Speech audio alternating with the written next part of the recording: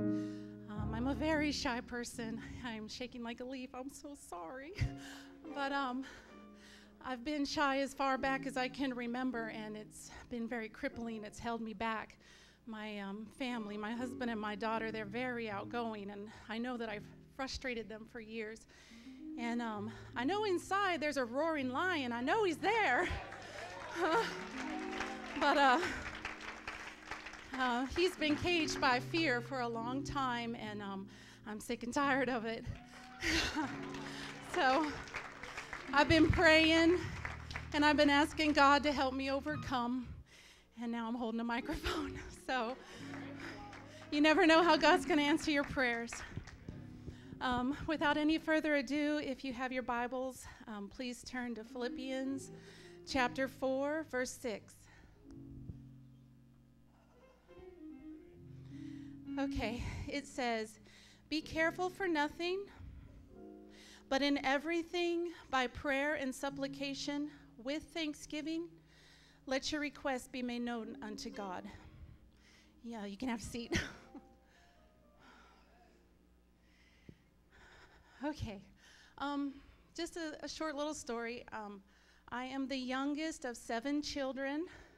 I was only raised with 2 of them for most of my life, and I had a mother who was an amazing gardener, and half my childhood I felt like I lived in the Garden of Eden.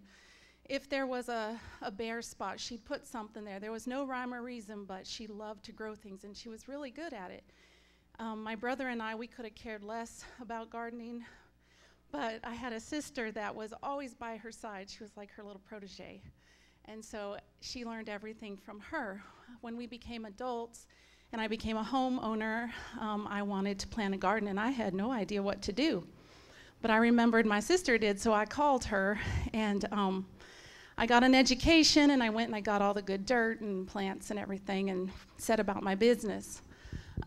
There was these little flowers that I planted. They have a funny little name. They're called astilbes.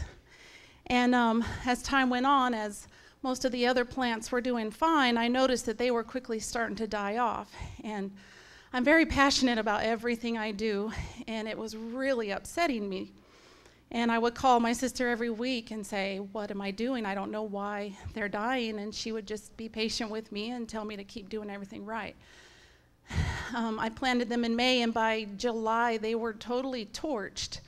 And I called her, and I was upset, and I said, "I did everything right. I got the best dirt, the best fertilizer. I watered them. I even prayed for those plants, and they still died." And my sister, she gave me some good advice. She said, "Just leave them alone. Don't dig them up." She said, "Just wait and see if something comes back in the spring." So I hesitantly took that advice. The next spring, in the midst of all the torched stems, new life began to grow. And they come back every year, and they come back bigger and better than before. Keeping that in mind, I wanted to talk to you a moment about our prayer requests. We read in Philippians how it says to be careful for nothing. That word translates to anxious.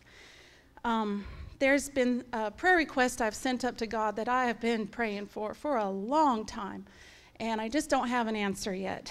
And I've prayed every way I know to pray it. I've run out of words in the English language. I don't know how else to present it to God. I've fasted. I've come down to the altar during the week, whatever I can do to get God's attention. And as time has gone on, I begin to be weary and frustrated. And finally, I asked God, I said, "What am I doing wrong here that I'm not getting an answer for my prayer?" And in that moment, God took me back to those astilbes. And he replayed that whole thing in my head, that whole season. And he spoke to me. And I'm a pretty simple-minded creature. I don't need anything profound to understand. And all he said to me was, when you're doing everything right, you're not doing anything wrong. He drew me to his word in Philippians, and what I was failing to understand is that this whole prayer request process, once I let my prayer request be known to God, I'm not the one in control of the outcome. I've done my part. God doesn't want us to be anxious in those prayers, he's going to take care of them. Psalm 66:19, it says, "But verily God hath heard me. He hath attended to the voice of my prayer." He's heard my prayers, all of them. And he's paying attention to it. If someone tells you not to worry about something, there's no automatic switch that turns off and we just stop worrying. So there's some action we have to take on our part. And the second part of that scripture in Philippians, it says that we take our prayers with thanksgiving to God. We let them be known with thanksgiving. So I began to realize that me being worried and anxious about my prayer being answered is not the right formula.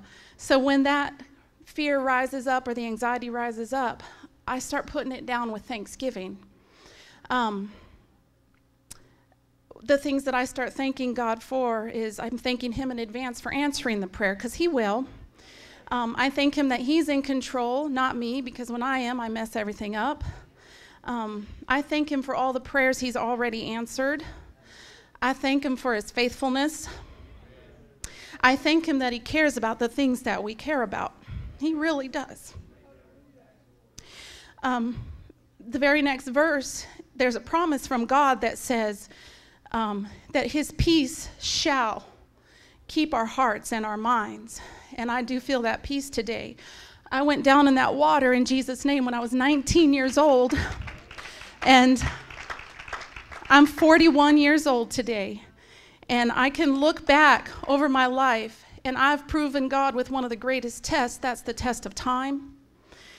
Anything I've ever been worried about, he's always had the solution. Everything I've ever needed direction on, he has always guided me. He has never left one prayer unanswered or unresolved in my life. And just like those flowers, God created them to have a season to shine forth. There's a season for this prayer to be answered. He's in control of that. So I'm encouraged today, and I hope that some of y'all are too. God bless.